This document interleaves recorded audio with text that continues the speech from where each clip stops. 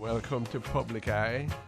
I'm Ronnie Thwaites, and this is the Bridge 99 FM in Kingston, Jamaica. Today is Wednesday, it's November the 3rd. Wow, there are 59 days, I'm told, left in 2021. How the year goes so fast, eh?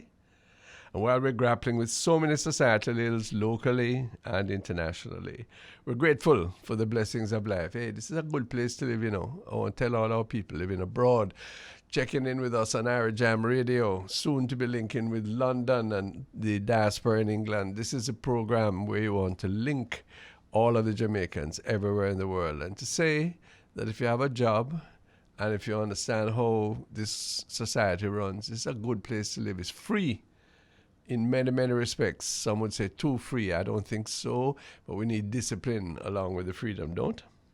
So as usual on the Public Eye, we bring the issue straight to you, the Public Eye, being a feature on Jamaican radio, informing the people from 1974, thinking this morning of the originators and the heroes of Public Eye, John Maxwell, Monty Perkins, both deceased, Agri Brown, similarly, Simon Clark, June Hines, Garnet Roper, myself, happy for the reincarnation of the Public Eye, bringing the issues straight, no slander, no gossip, no bias, just facts. Sure, we have our own opinions, no doubt.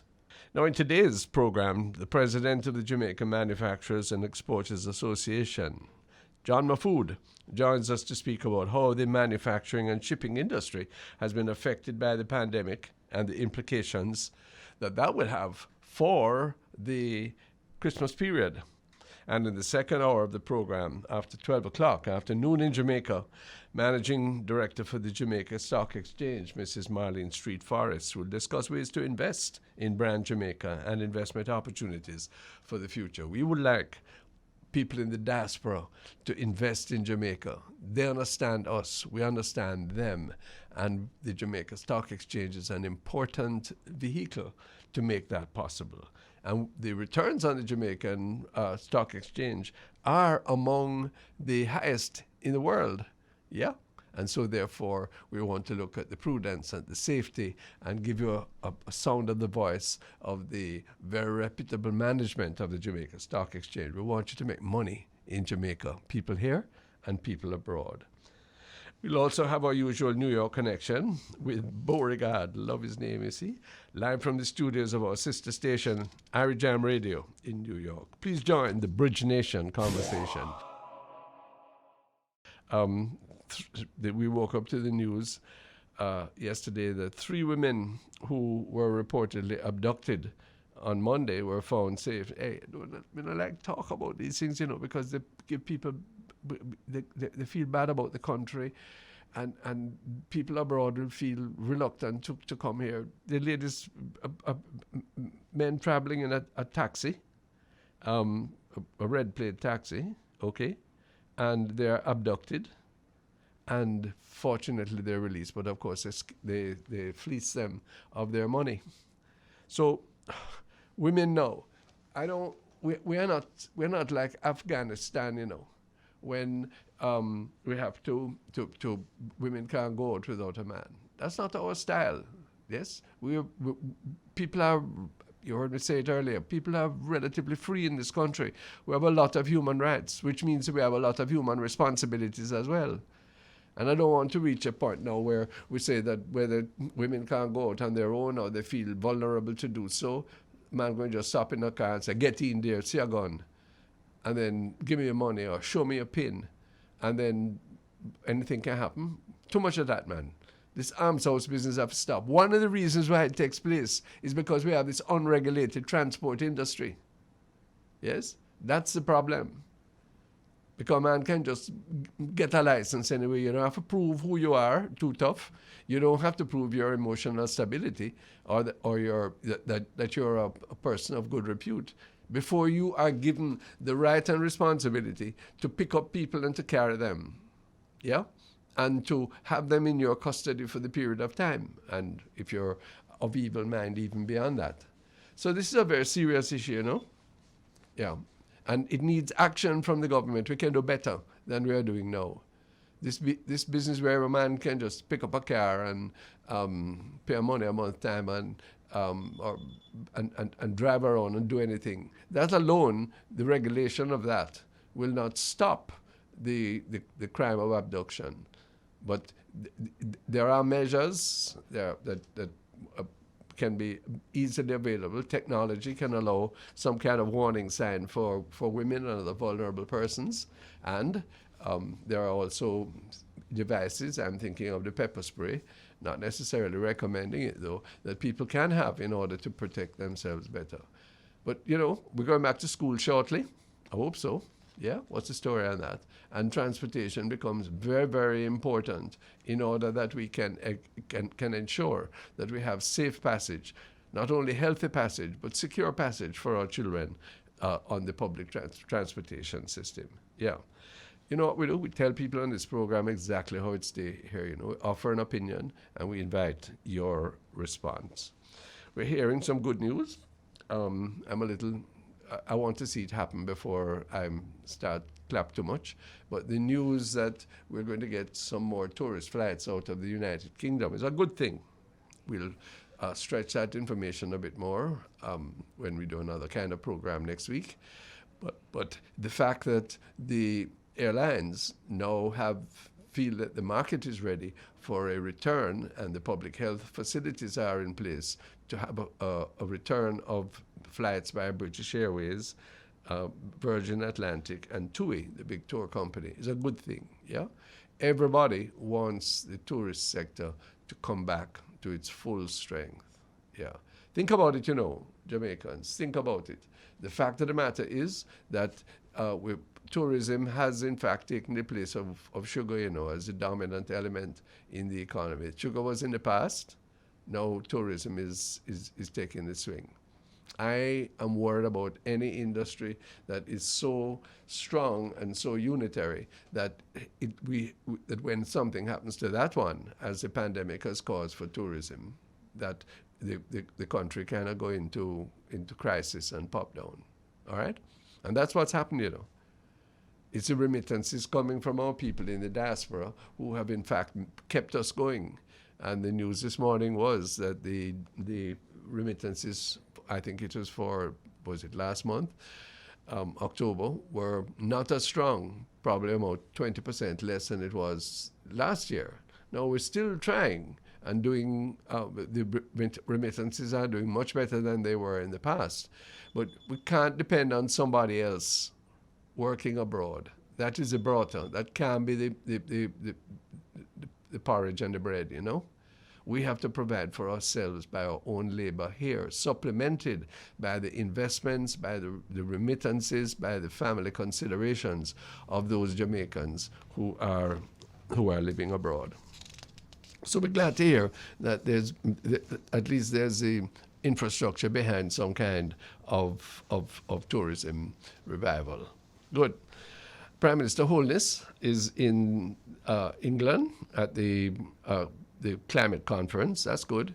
And I gather he has a fairly big delegation of people with him. Jamaica needs to go and listen and learn and make networking connections to ensure that we know how to mitigate the problem of climate change, global warming, sea level rise as it affects us. We're a coastal country or island state, yeah?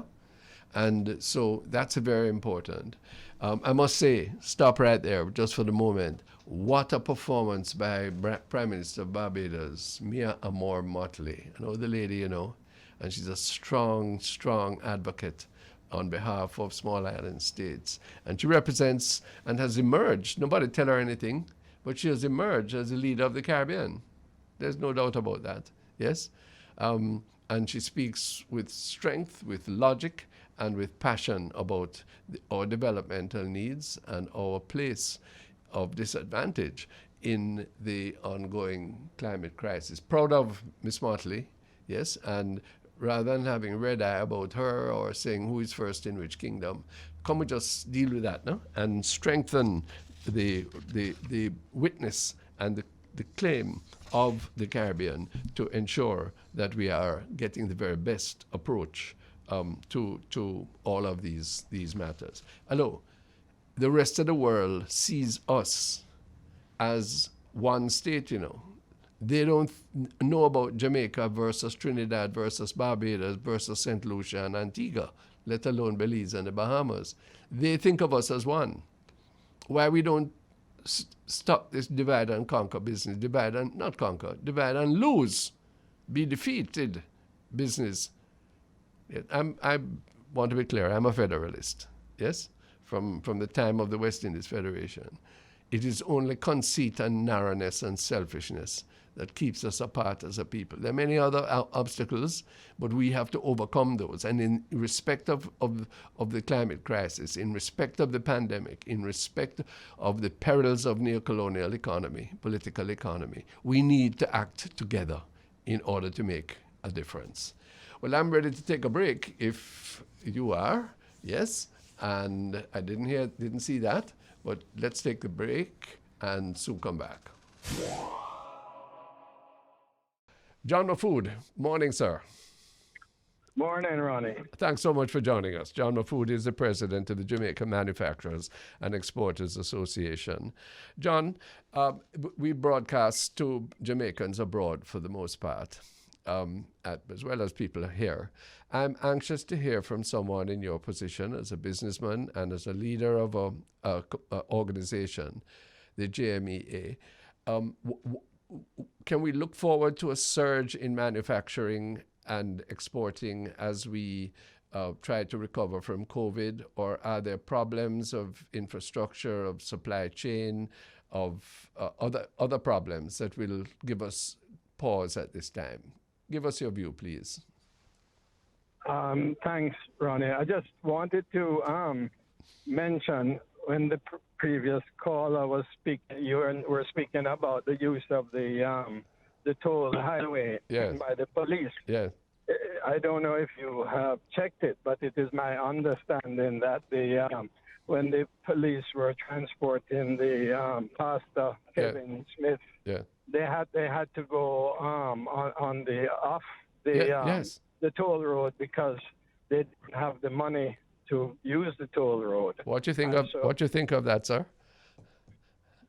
Well, you said it. It just it's unbelievable because obviously it's much, even although it's faster to use the toll road, it's also safer. Yes. And to subject the police to having to divert off the toll road, it seems crazy, and I hope that your party will take it up in Parliament because it doesn't make sense, and it can only happen in Jamaica, unfortunately. John, it shouldn't have to even go to Parliament. That this is where the obvious rationality of what you're saying should just be the subject of a quick correction, and the public should know, even after the tragic fact, that something has immediately been done. This is the kind of responsiveness that we need on difficult but simple matters, don't you think?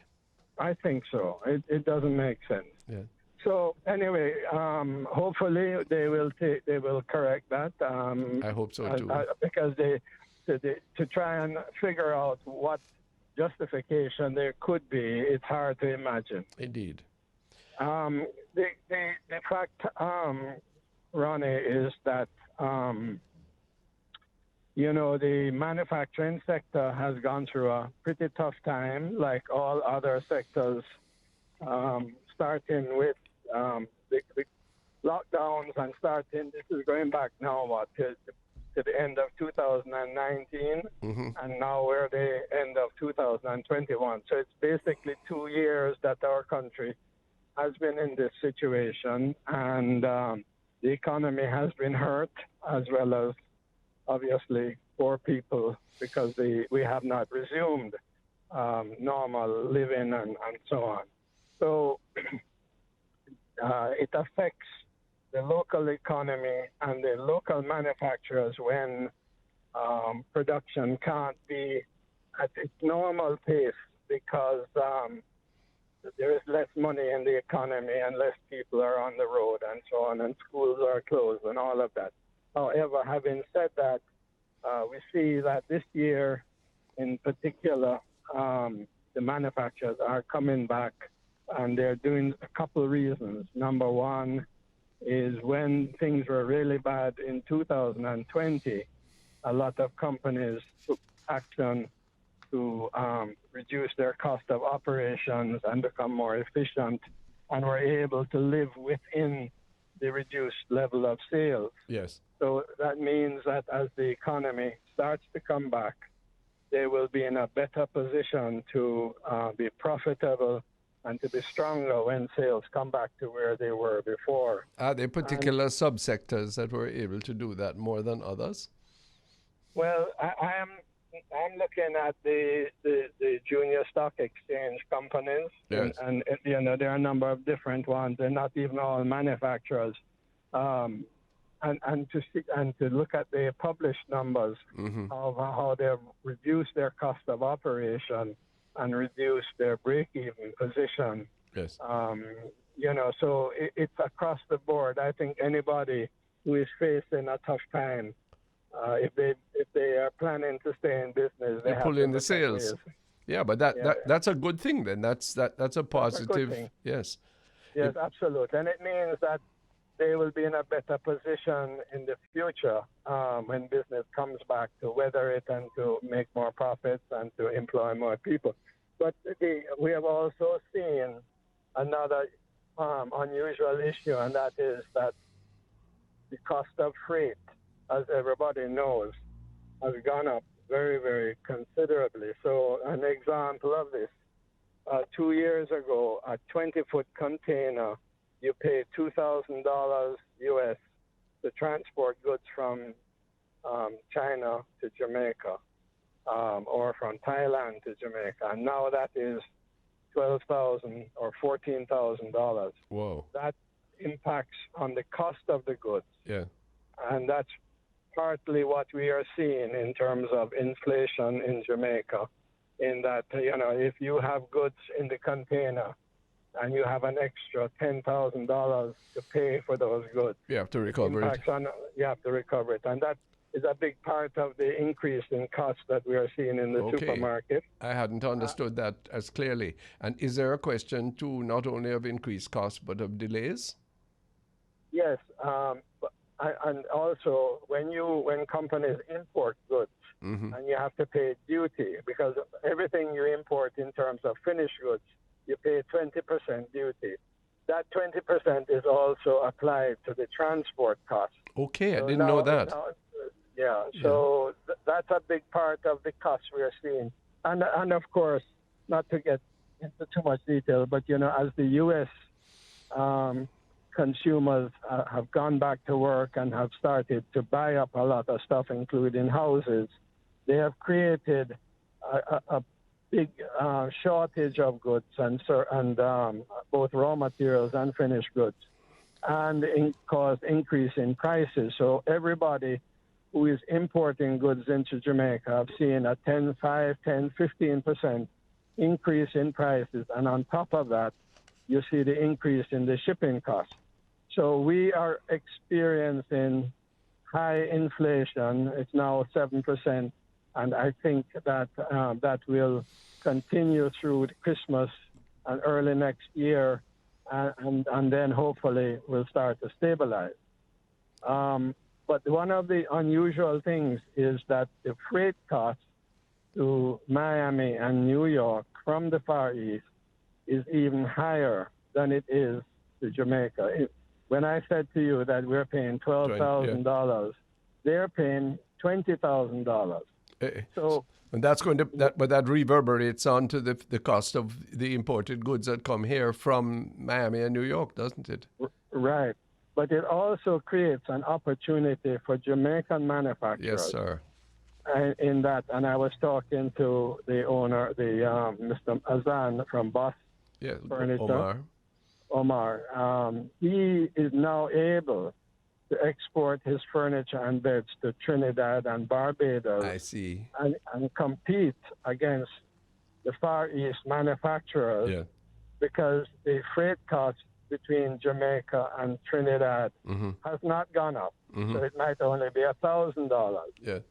But if the Trinidadian importer wants to buy beds from the Far East, he's going to pay $15,000. So we we have a situation now where we have a small advantage in that we can now compete with the Far East manufacturers because of the freight costs. And so we are seeing some manufacturers take advantage of that and be able to ship to the U.S. and to ship to the Caribbean. Well, that's very good. Where they couldn't do that before. John Mahfood, when I looked at the figures, the quarterly figures from Statin, while there is an improvement in exports and an increase in imports with the resurgence of the economy, we're still spending, 4 times more on imports than we are earning from exports. We've said this so many times over countless generations. What can the manufacturing sector do that can make that difference? I call upon you personally because I know your company, Jamaica Teas, has a strong presence of local raw materials in your final manufacturer. True? Yeah, we have also started exporting more than we did before COVID. Great. We are now exporting about 65% of our sales are on the export, and really? 35 is local. Yeah. So I am trying to encourage our members. That has to be the culture. Even the small members, that they can export. And now there's another way of exporting, and that is selling online through Amazon and sure. through Walmart and so on. And even small Jamaican companies can compete with U.S. companies selling online, and that is another opportunity that I believe we can take advantage of as small manufacturers in Jamaica. And we are pushing that at the JMEA to tell people that they must look at innovative ways of doing business and changing the way they do business. Yes. So I believe that that is going to be a difference. That's encouraging. That's encouraging, yeah. I mean, I just left, actually, firsthand. I was just there for a tour of their the fertilizer manufacturers. Yeah, they make most of the fertilizer in Jamaica, you know, and they said when they started production, they started in 2004, they were doing 60,000 tons of fertilizer. Today, Ronnie, what is that, 16 years later, they're doing 25,000 tons. Oh, come on. Can you imagine? Yeah. But then that is the demise of the sugar and the banana and the agriculture. Yeah, but then those are the things that we have to watch. If we can't do sugar and bananas profitably, then we have to be doing something else. We have to be providing more raw material for your teas. We have to be selling more coffee abroad. We have to be doing other things in its place. We can't simply be caught with change that we have no management over, can we? Right. Who is looking at this? I mean, these are startling statistics, eh? Very, very. I was surprised and frightened when I heard them tell me that. Yes. But at least where we have some input, some opportunity on the manufacturing side, our small manufacturers have not really gone into exports, have not really taken advantage of online selling, and I believe that there is an opportunity for us to go in that direction. Would it be a thought that many of these small manufacturers perhaps don't have the technique, don't have the human resources to take up these opportunities? Can the JMEA help? Well, we're putting on courses and seminars now. Good. To encourage companies to start the process. It's possible. It's a little complicated, but we are trying to get that across to people because I really believe that this is the future for small manufacturers in Jamaica. So much depends on us, on your sector improving, and along with and allied to agriculture, giving us a base that is more secure, while we have every regard for the tourist industry. You know, John Mahfood, one hand can't clap. We need a strong agro-manufacturing sector to balance the economy. We need that and more, eh? That's right. Absolutely. Thanks so much for telling our listeners here and abroad what's happening. We hope to keep in touch with you from time to time so we can track these developments. Much obliged, John Mahfood. Thank you. President of the Jamaica Manufacturers and Exporters Association, John Mahfood. You hear what the gentleman says? That fertilizer, it's almost a third of what they were producing and selling 16 years ago. That can't work, you know. The agricultural sector is in need of strength. We used to hear from Minister Floyd Green that things were improving. I don't know that we have been as clear recently where the growth in agriculture is concerned. It's more or less an effort of catching up. And this is a real problem. Tourism alone can't take the swing. There has to be much more local production. I know several areas of the economy where people are importing unnecessarily, when in fact they ought to be able to engage themselves in connecting manufacture with local production. This is the key thing. The changes that we have to make are of great significance to the nation as a whole. We're coming up to the break, but I wanted to share something with you. You know, the issue of the demeaning of religion that is taking place as a consequence of what took place in Montego Bay. People are feeling that they don't trust ministers of religion for many reasons, but this one has struck us so poignantly, you know, that it is an issue that we really have to go back to the roots of our philosophy, to the basic principles on which we're going to base our lives. The fact is, the majority of people in Jamaica are of Christian dispensation, and they are very concerned that we should have some measure of probity in respect of the practice of religion. I don't think that regulation is going to make any sense, but what I do feel is that various denominations ought to be extremely careful in how they make people licensed, or that is a regulatory word, how they are commissioned in order to preach and to deal with education and children particularly. Do you know that almost half of all the schools in Jamaica are either owned or sponsored by Christian churches?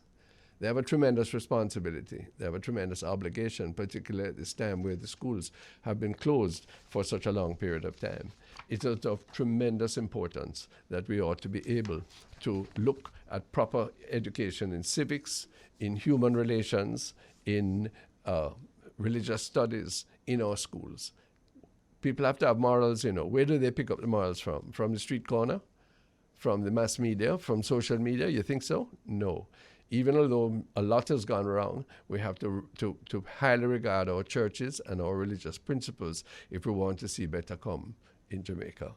Let's take the break, and we soon come back. This is The Public Eye on the Bridge. I saw Keisha standing at the Duppy Gate of Up Park Camp, good looking but worried, and holding a beautiful girl child, all dressed up with a bow in her hair, about a year old. Hey, sir, when you go inside, you can ask for one Soldier Harris and tell him me need him to come look upon him baby. Them say them now go let no baby mother in at the gate.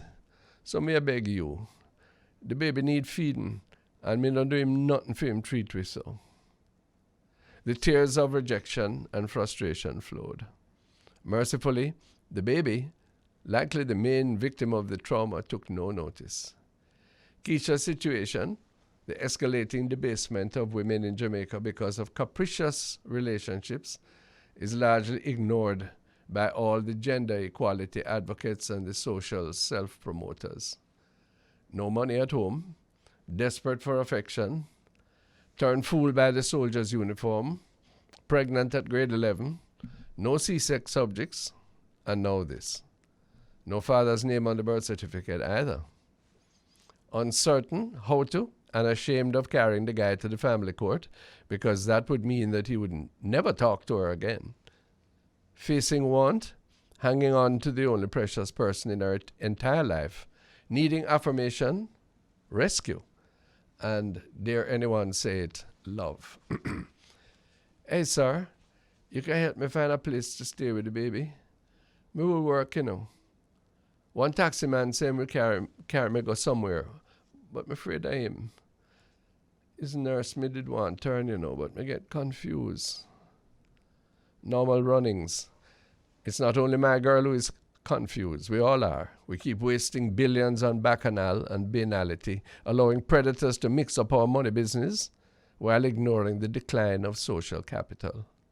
All this, even as we leaders big up ourselves, making elegant public relations scripted promises in Gordon House, most of which we know will never see fruition. Life is really too short and potentially too purposeful to be wasted on making existence increasingly unhappy for the majority. That's what's happening.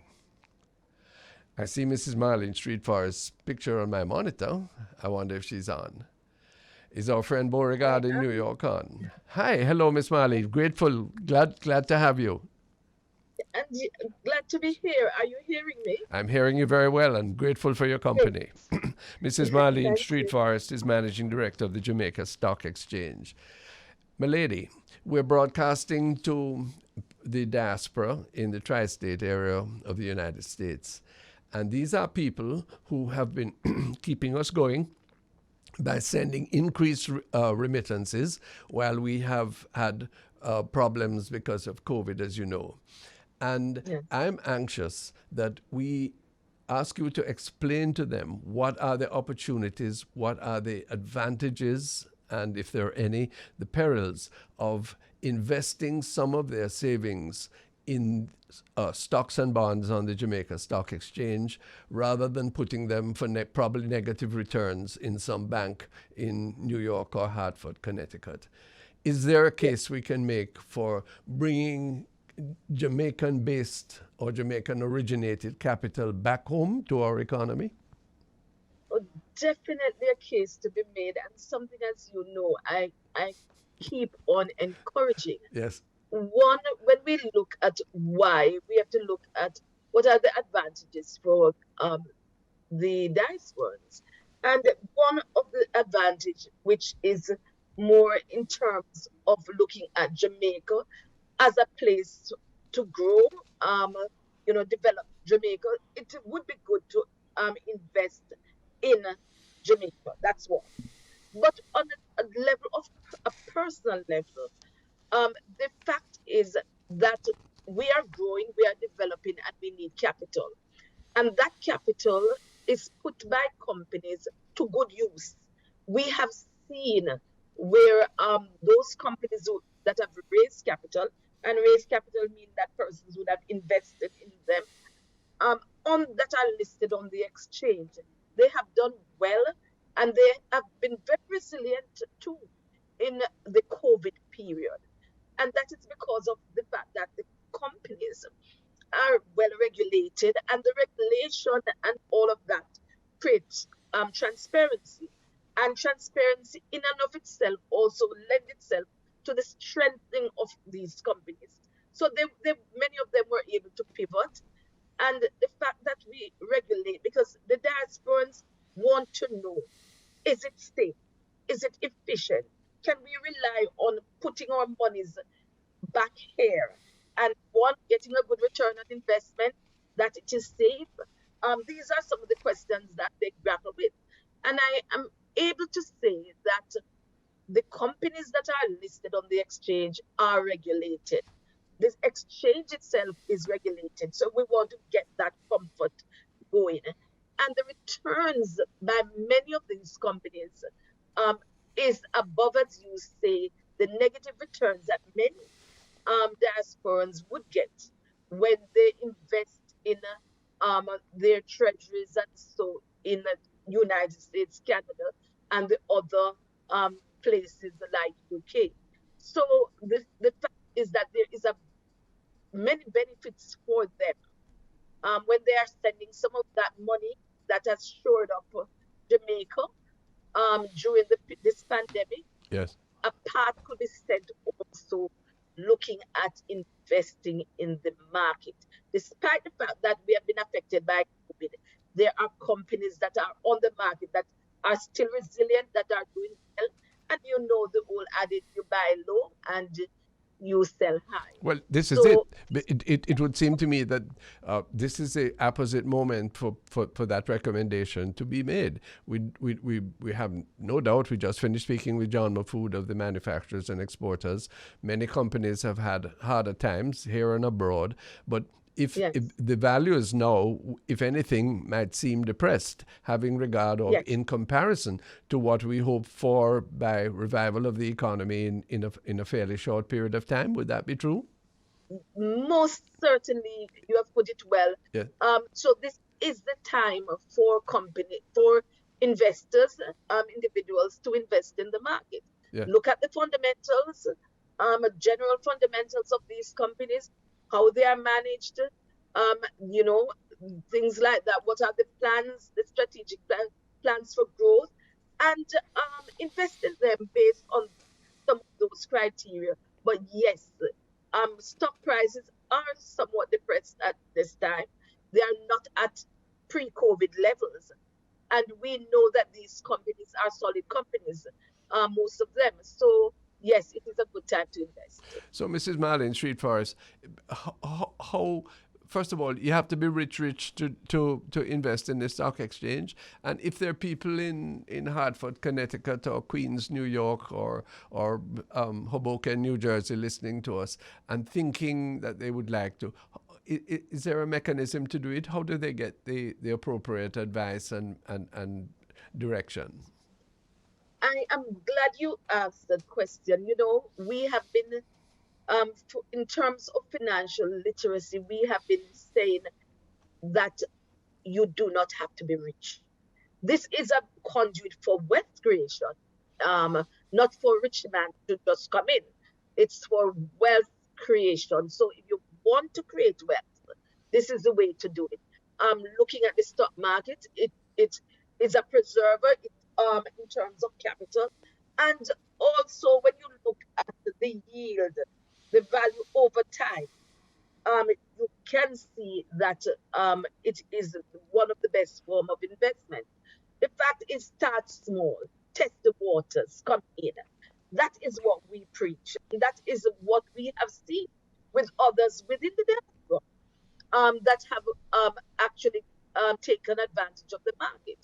The fact is that you go through a broker to set up your account. You must go. We have 13 brokers. They're on our website. You contact one of these. You decide which one is best for you.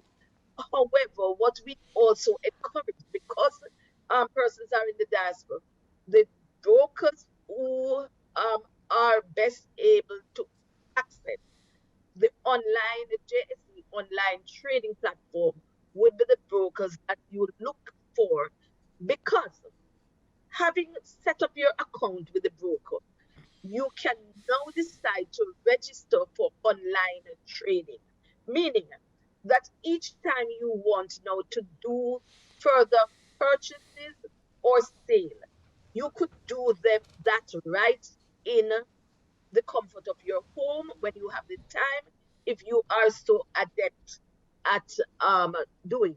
If you are not, you could still call your broker, but you have the ability now to put in your orders and do what you have to do.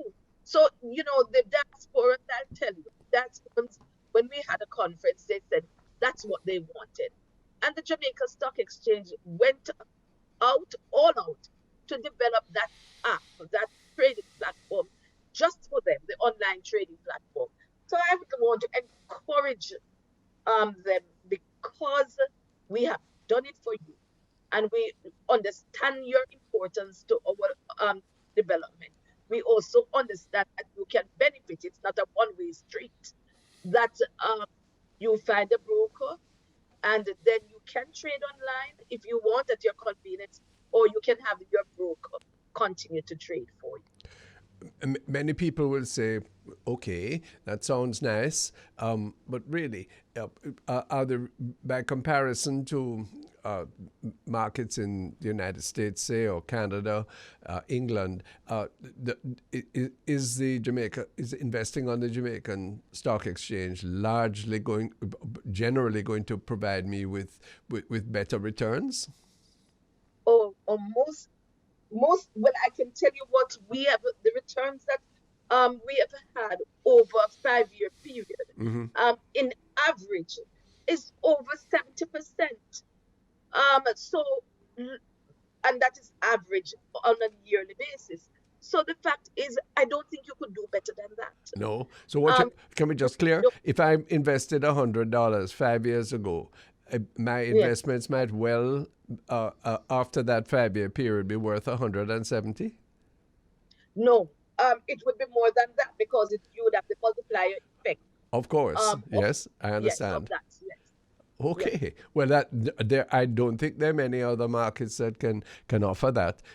Plus the sense of participation in Jamaica's economic development, plus the nostalgia that many people feel.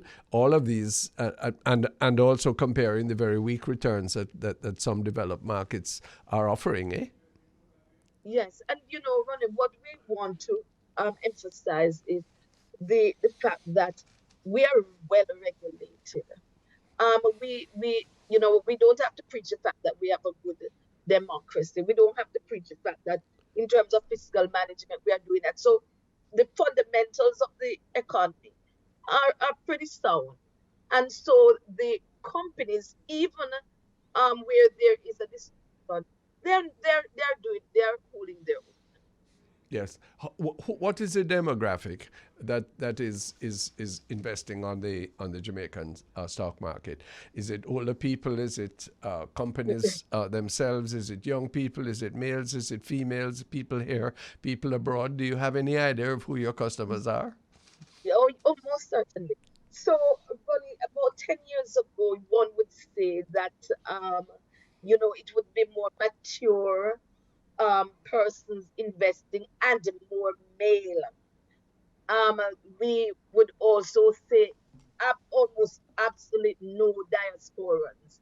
We are still challenged in terms of encouraging and having the diasporans invest in Jamaica.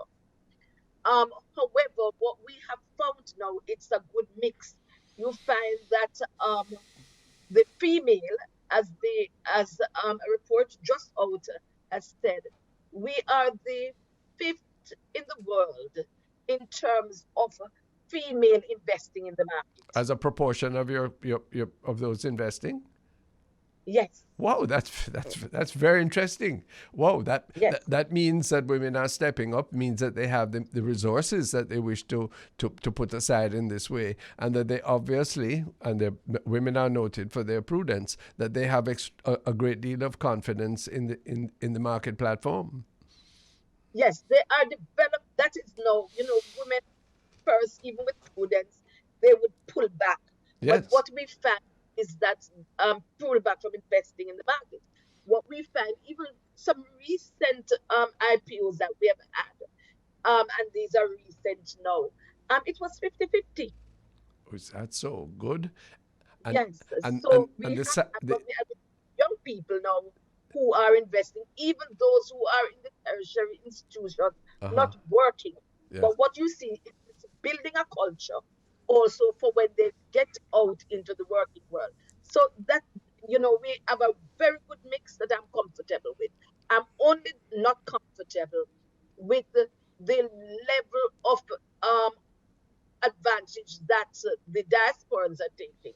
They're not taking sufficient sufficient advantage of the market. Well, I want to say that we want to pledge on this on this station that we always expose the maximum information and encouragement to the diaspora people. So let's try together to redress that difficulty. But tell me, there's some questions. Yes. When dividends are declared on my stock and I'm living in the United States or Canada, can I get my money out, ma'am? And how much tax will be taken from it? Okay, so there is 15% that is paid, that is withheld on dividend or declared from companies. And the question is always, is there going to be a double taxation when it reaches the Correct. investors in Canada or United States? Mm-hmm. And where my understanding is that where there's a double taxation treaty, it is offset. So it is you would not pay the 15% or have to treat with that 15% deduction here, and then another tax there where there is a tax treaty arrangement. And I think we do have with some of the major countries like United States, UK, and Canada. For further information, they would the person would check with their accountant so that it is done right. But there is a 15% withholding tax. Yes. Tax withholding. But I think that we should encourage people to do just that and make it very clear across markets what restrictions, what taxation, anything to be withheld, fees, tax in respect of this, because that can be a deterrent if it's not fully understood, you know? That is correct. Okay. What about though the concern? I'm sure it's being echoed in our listeners' minds that our currency, unfortunately, is depreciating over time, and the value of what I will get from my investment in the stock market is going to be worth less and less when it is converted into the currency where I live. How much of a concern is that? I believe some of the stocks on the Jamaican Stock Exchange are themselves denominated in hard currency. What difference was that make? Yes, and I was about to say that there are companies that the stocks are denominated. You have the US denominated market, and so it's in hard currency. There is also, yes, there is a possibility over time, if the dollar continues to devalue, Mm-hmm. that there may be a depreciation. But here is what I have done over the period of about 10 years. I have checked that Yes. despite the depreciation in the dollar or the devaluation, what I have done is to compare that with the gain by way of dividend, by way of the appreciation or the increase in the stock prices. Yes. And I have found that over the last 10 years, I'm using that as a benchmark, you would still be ahead. So there's real appreciation despite the prospect of the ravages of the devaluation and the impact, Yes. say, of taxation too. So Yes. you So actually the are next, making money by investing here, real money. that is correct. Yeah. And we're not saying that because we have a stock exchange. Let me just be clear on that. Because our interest is that of investors, the creation of wealth, and the numbers speak for themselves. There are some people who feel that they would be more confident if there was more of a critical mass on the Jamaica Stock Exchange. There was a time when it appeared that new listings were happening at an exciting rate. I'm not sure I'm seeing that now, and people may wonder whether their choices are limited by just a few traditional or a small number of traditional stocks rather than an expanding, if you will, exciting range? What would you say? We have over 120 securities now. Coming coming from coming from some 40, 30, 40. So we have been growing, and even in a COVID period, what we have is, so this year over 7 new listings. Good, good. So, and that's in a COVID period. And last year also, I think we had 4 or 5. So you can see that yes, we would want to have 20 in any year, but what we have not seen is a stop. And what we have been doing in this period too, there are many companies that have said that we are preparing for next year, and it is all. So we have a pipeline. There is a pipeline of companies. But what I want to encourage the diasporans to do is, while we have the pipeline of companies to invest, what we need also is the mobilization of that capital, so that when the company put up their plans, their IPOs, initial public offering, their prospectus to the market, that they invest, because we have seen where these younger in the junior market, where when investors invest, they are so, I would say, astounded by the return. Yes. Because of these Sure. companies. The prices shoot up very quickly, and it can mean very encouraging returns, right, within a short period of time, eh? Within a period, even though investing in the stock market is long term, but it is encouraging, and you can see the growth of these companies, which redound to sustainability for the economy, for Jamaica, and for the investors that invest in them. There's one other element before time runs out on us, Mrs. Marlene Street Forrest of the Jamaica Stock Exchange. Many people in the diaspora, apart from investing in listed companies, and would want to engage perhaps with other members of their family or in whatever circumstances in starting businesses of their own with a view to having them listed on the local stock exchange at some time in the future. Are there guideposts? Is there advice that they can get? Please Yes. Respond. Yes. So what we do, we encourage small and medium-sized companies to come to market to raise capital. Yes. So if you have a business idea, because we have listed startups and we have listed at various stages. So yes, they could, if their family want to start a business, etc., they could do that and map out a plan for coming to market. What we do, we have training courses, we have workshops to show SMEs how they can access the market, how they can raise capital on the market. So yes, so there's investing in existing businesses, and if they have business ideas, also they have businesses in these various places within which they reside, Yes. and would like to register Yes. with the company. They register the business. Not that they have come down to open a business, but there's a process of registering.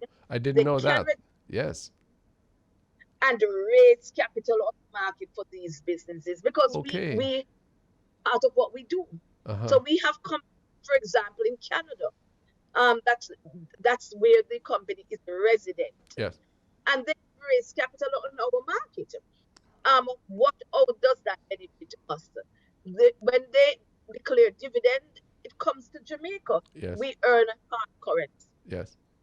Well, in commercial trading that crosses borders in a globalized environment, while we want the capital here for local production and services, the fact is that there is going to have to be that reciprocity with investing in and where it is our own who are in fact setting up these commercial enterprises, there should be no reticence whatever, eh? That is correct. I am That hoping is that for the future, Mrs. Marlene Street Forrest, we can get some updates from the stock exchange along for the day, although technology seems to cover all bases now, where each of our consulates or embassies have a commercial officer to whom people can refer and get up-to-date advice, listings without any difficulty. I'm sure that these are ways in which we can use to promote investment in Jamaica. yes, that is necessary, and I'm willing and able to come on anytime to Yes, give up on what happening in the market, because I really would like to see the diasporans take more sure. you know of the opportunity that is available. And get the benefits from it. Recognize that there are as many Jamaicans living abroad as there are on the rock, and recognizing that Yes, there are limitations to the supply of local capital, and that development yes, needs much, much more. And where it is our own who are in yes, fact not shaking the dust of Jamaica off their feet when they leave, but rather earning resources to contribute to Jamaican development. That's a virtuous circle, isn't it? it is a circle. It is a circle. Thank you so It much for is all you have said today. We look forward to linking with you in the future. Much obliged for all the information and perspective. Mrs. anytime, and thanks for having me A on the pleasure. program. Mrs. Marlene Street Forrest, the highly regarded managing director of the Jamaica Stock Exchange.